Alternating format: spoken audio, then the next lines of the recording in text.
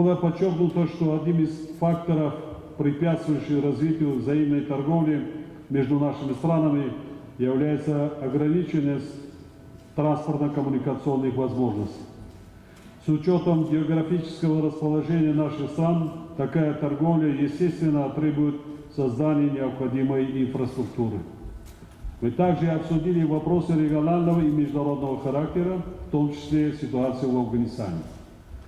Нагорно-Карабахский конфликт был одним из важных тем в ходе наших обсуждений. По этой проблеме я выразил нашу точку зрения, которая состоит в том, что Таджикистан, как страна, пережившая все ужасы войны, придерживается принципиальной позиции мирного урегулирования конфликта на основе соответствующих резолюций Совета Безопасности ООН.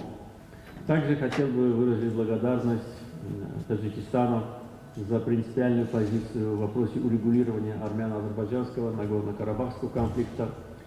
Как это было отмечено в декларации, которую мы только что подписали, этот конфликт должен быть урегулирован в рамках территориальной целостности Азербайджана и имплементации резолюций Совета Безопасности ООН. Эти резолюции были приняты более 20 лет назад, к сожалению, не выполняются. В них четко сказано, что армянские оккупационные силы должны быть выведены с территории Азербайджана.